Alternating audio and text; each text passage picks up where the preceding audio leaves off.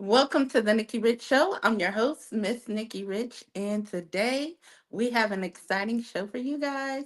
We have a special and featured guest, and he is a part of our authors virtual book tour 2024. And you know him as Dr. Alvin Glay. He is an author, and we are excited to talk with him about his new book. So, with no further ado, I'm excited to welcome for the first time on the Nikki Rich Show, Dr. Alvin Glay. Welcome. How you doing? Thank you, Nikki. Thank you for having me on your platform. I'm super excited to be here and to have the discussion with you and the folks on the line. Yes. Now, before we get started, tell everybody a little bit about you, where you're from, and where you reside right now. Yeah, so I like to say I'm Liberian. I was born in Liberia, but I currently live in Atlanta, Georgia. And I've been in the States for about 28 years. So I like to call myself a Liberian American, Liberian born, American raised. Atlanta, Georgia is my home. I've been here for 28 years and, super, super excited about, this book that goes into the journey about who I am and my journey and how I got here. Most definitely. And you came to the South. Nowhere, no Yes. other better place. Yes, absolutely. Southern hospitality, right? So my view of America is all from the South, and this is what I was raised. And I went to school here, middle school, high school, college, all of it was in Atlanta. So it's home. It is Yes, it's home. home. It's my home. It's my home. Absolutely. Now, tell us a little bit about your new release. The Liberian Boy Triumph Over War's Shadow. Where did you get that title, and how did you come about that? Yeah, so my profession is marketing. I've been in marketing for the last 20 years. Mm-hmm. And the story really is a memoir about my life being a Liberian refugee earlier in my career. I was a refugee at the age of 7. Mm-hmm. So spent 3 years in really mobile in during the war. And then spent another 4 in the Ivory Coast, which is a nearby countries in refugee camps. So as I was thinking about this story, about this book, because every time I tell people my story, what they see me today, they're like, "What? What? You've been through all that? This is crazy. Like, how does that impact your life? You got to tell this story." So I was thinking about, the title really. How does it capture the essence of who I am and what the book is about? I'm a Mm-hmm. Liberian, born as a Liberian boy. I became a refugee. I spent 7 years in refugee camps, right? Mm-hmm. Without formal education. I came to the States when I was 14, 15 years old, really didn't know how to read or write. And then here I am today, right? I have a doctorate in marketing. I built a successful career as a partner as a marketing agency. So when people see me, they see me in the now. So the whole premise is really that's who I was, a Liberian boy, and I've overcome, my early trials in life being a refugee. So that's why this triumph over war shadow, because that's who I am. That's part of my story. And this book is really talking about my journey, some of the lessons that I've learned, and the triumphs, I mean, the trials and the tribulations, and how that shaped who I am and my Mm-hmm. belief. So it's part of memoir, but really the second part is this guiding principle and how us as individuals control our own destiny, that your current situation doesn't define your future, right? It's how you look at it, it's perspective. So I talk about in those two contexts and how and what I've learned throughout the years, my struggle being in the Civil War, and really going from living a normal life to, really thinking about how can I survive the next hour? How can I Mm-hmm. survive the next day, right? Planes, dropping bombs, and there's guns everywhere. There's war going on. Really, like struggling to food, right? Survival from hunger and sickness and all those things, to who I am and how I use those things to propel me forward. So I talk about it in the book, and my mindset and how that controls me, and all of the really when I came to the States, that wasn't it, right? Because I went through challenges here too. So anyway, Uh-huh. that's what I talk about in this book, and that's what the title is all about.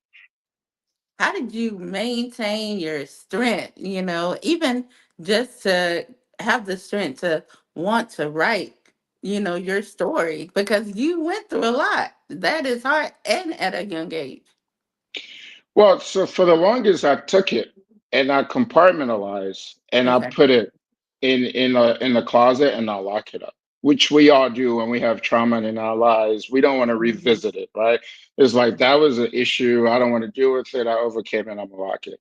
And it was a good friend, may her soul rest in peace. She actually helped me, Erica Hawthorne, who recently passed about a month ago. I remember telling her the story over 10 years ago, and she was like, "You got to write this down. Yes. And I'm going to help you tell this story throughout, and we're going to bring this thing to life." And it took 4 years to write this, 4 years, because I didn't want to go back. I couldn't remember some details because I took it and I put it right in the closet and I lock it. I locked it Mhm. up. So really, having someone like her helping me like really revisit those moments. I went back to my childhood house where I grew up that was destroyed from the war, like just revisiting some of those really those pain brought back a lot of emotions, a lot of just really understanding of who I am today and how I deal with things in life. And that's why it took so long to put it on paper. But I'm glad that she was able to push me and we're able to write that, this story on paper for people to see really like the trauma that you go through in your life. Really, that's your superpower. That's what really Yes. propels you forward.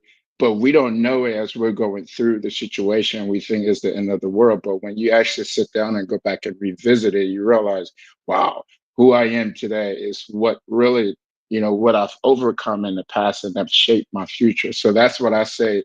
Your current situation doesn't determine your future, right? It only Mhm. strengthens what that becomes. Now, do you feel that, as you was writing and going through that process, going back, do you feel like it was like a sense of therapy, and a little more healing while you were writing? Yeah, that's a great question. I think in a sense it was, and it helped me understand myself better, Mm-hmm. right? To say, oh, okay, this is why I do things a certain way. One of the things that I've known over the years that I have tremendous control over my emotions and how I deal with things, right? I don't, and I'll talk about a lot in the book. I don't deal from a place of feeling. I Mm-hmm. always tend to deal from a place of fact first, and emotion is usually second. And I've always wondered why is that the case, and how can I compartmentalize emotion? Not to say that I'm a very stoic person, I don't have emotion because we all do, but I tend to put that aside and deal from a place of fact. And I traced that back as I was writing this and going through it. That at the age of 7, you go through a traumatic events. 7 years in refugee camp, you're trying to survive. You move to the States, you move into the not so good neighborhood. You have to acclimate to the situation, all of those things. From there, you don't have time for feeling, right? It's Mm-hmm. all about like, how do I survive?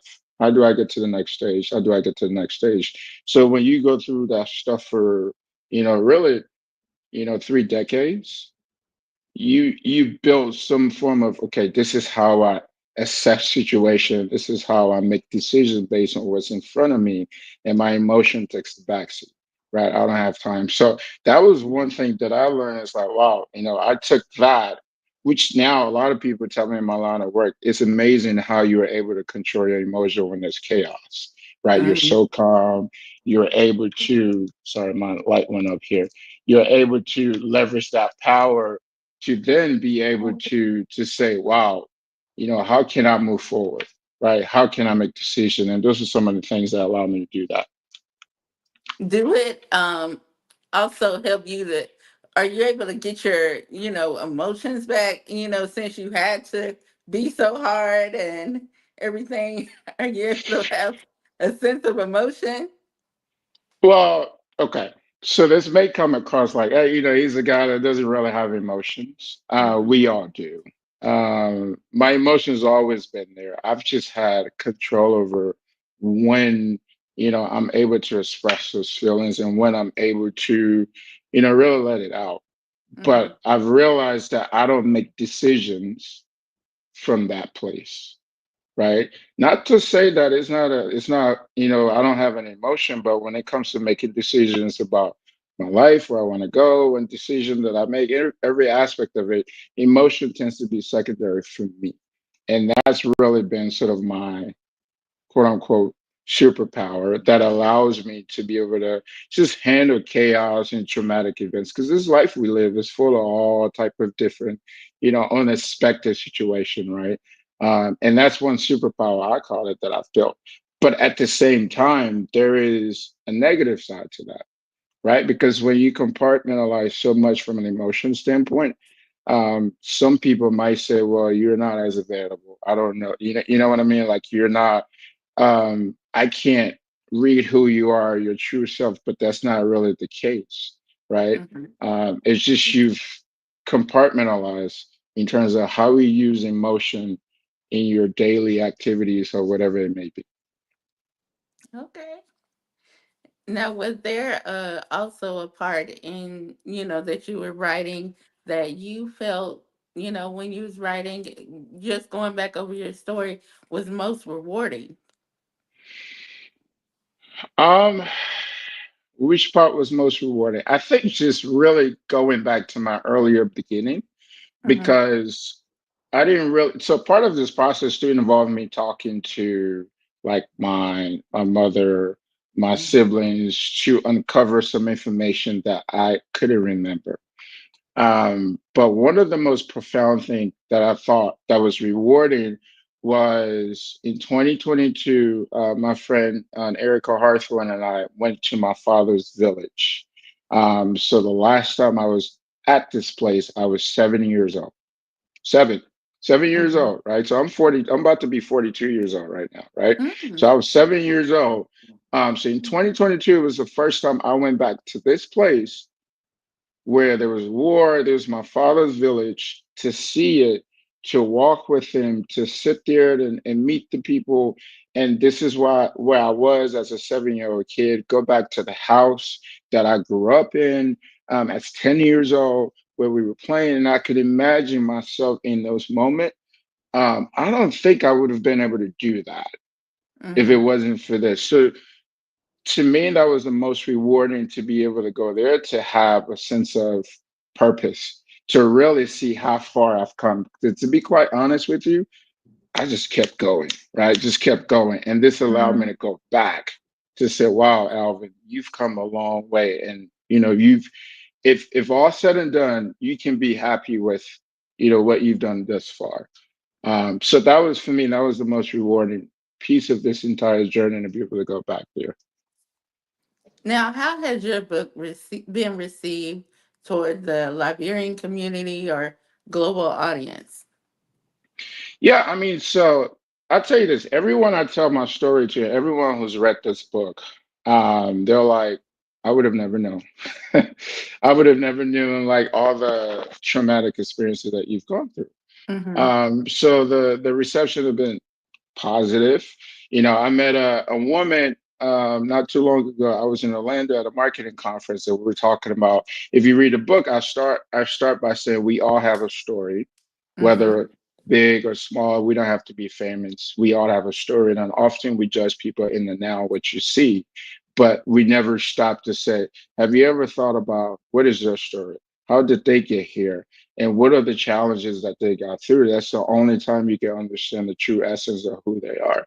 And we really connected over that. And she started telling me her story, how she used to be homeless, and she slept under the bridge, and how she went to college. So what I found is I'm starting to like bond with people who've gone through those things.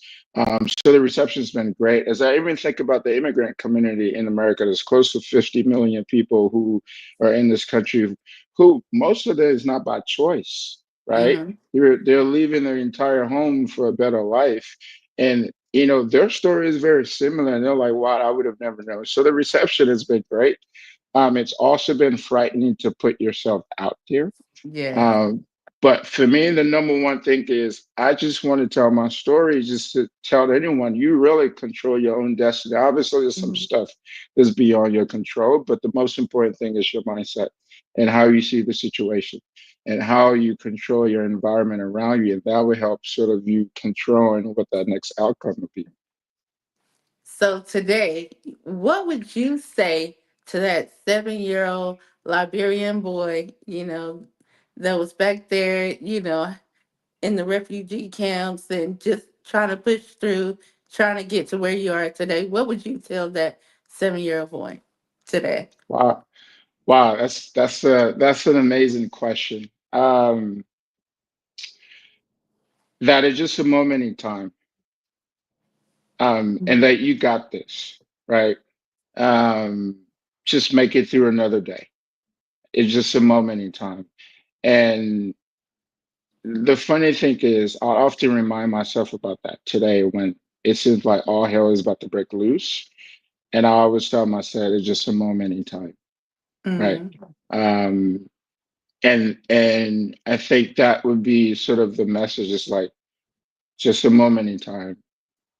Keep pressing on. And number two, your surrounding is one of the most impactful features about how you're going to progress, right? Because who you surround with and what they do eventually influences you, right?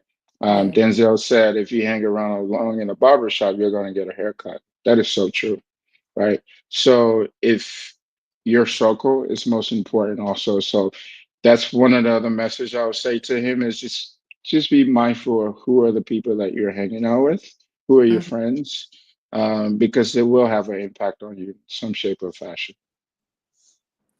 Well, I want to also, shout out to all the viewers that's watching and everybody watching live. I see we have TMC Fashion Academy that's watching. She says, wow, so inspirational. Paulette Hogg says, very inspiring, so inspiring to everybody out there. If you are watching, definitely drop your comments below. Tell All says, Tell All Inc. says, awesomeness. Yes, so much awesomeness. Now, where could those who want to go and purchase your book or even book you to speak? Because you're a powerful man over there. You have inspired us all. So where can they go to? Well, first, I appreciate you having me on this platform. I appreciate the kind words from everyone who's tuning in. The book is available on Amazon. So if you go to Amazon, go to Liberian Boy, Triumph of War Shadow is available there. You can buy it in paperback, hard copy, Kindle. We're working on other distribution, but for right now, it's on Amazon. And if you want to get in touch with me, tell our Inc. at Gmail. Kathy Taylor is amazing. She's, get in contact with her and she'll be able to arrange a conversation. Most definitely. And to, anybody out there that has helped or inspired you, you have any shout outs you would like to give? Oh, absolutely. There's so many people. First and foremost, as I said, as I was talking about this, my good friend who passed away right after we wrote the book, right? She helped me Mhm. write this book. It seems like she was on a mission. She wanted this to be completed. Miss Erica Harthorne, rest in peace to her. I think this would not be possible without her. But more important, my family. My mother is my North Star. I've watched this woman go through so much in her life. And, I even said this in the book, if I can come from a woman so strong, then there's nothing that's expected of me, and I have to be as strong. I've been blessed to have powerful women in my life, so I'm all about having strong women as a foundation behind you. My sisters, my auntie, my tribes. I mean, these are all the people who really push me on, my biggest advocates. Just I mean, there's so many people to thank, but my mother is my North Star, and my sister, because my sister Angela, and I talk about it in the book, like without her, that 17-year-old being a caretaker during the war. Mhm. I mean, it's these are my rock, right? So I just want to say thank you to them, and they continue to support me today. So my theme here is, if you're, whatever strong man out there, you need a good woman behind you, whether if it's your sister, your spouse, or whoever it is, because we need that, right? We're fighting the world, and sometimes we take our emotion and we put it aside, and it just keep you pushing forward. Most definitely. So, before we go, let us know what's next for you. What's coming up 2025 if you can. I know a lot of people don't like to share, but what you can share, let us know. Yeah, so a couple of things. So I have a book event January 30th here in Atlanta, Georgia. Again, Teller Inc. is just working on that. But then I also started a nonprofit organization to help subsidize education for students in Liberia and build education center to help really push forward education in that country because that's where I'm from. So every Mhm. year I have a fundraising gala called the red bow tie gala by the Unity J. McGill, also in Atlanta, is in May 15th this year. Those are the two key events. And then, of course, promoting his book and creating as much awareness as possible throughout the year. So those are really my key things that I'm working on. I love it. I love it. Well, I thank you so much. I know you had a busy schedule, so I'm glad we were able to definitely have you on today. We've been, counting down the days, and it's such an honor to talk with you and just to hear your story. And we don't want you to be a stranger. You're welcome back anytime, here at the Nikki Rich Show. I know you have some upcoming events, so we can follow up with that as well. Thank you, Nikki. Again, I appreciate your time. Appreciate everyone turning in. I love to come back. So again, anytime, just let me know. Again, thank you. Thank you. And I had a great time. Thank you so much. And thank you to everyone watching the Nikki Rich Show. We are so honored to have you guys supporting us. We got so much coming up. As you know, yesterday we just interviewed with the interview for the Oprah Winfrey Network. So we're releasing new interviews, and Monday we have Tyler Perry, so we're working with him on some films that we interviewing for. So definitely, stay tuned for more. Thank you so much, Dr. Alvin, for being our guest. Much love to you, and God bless you. Thank you.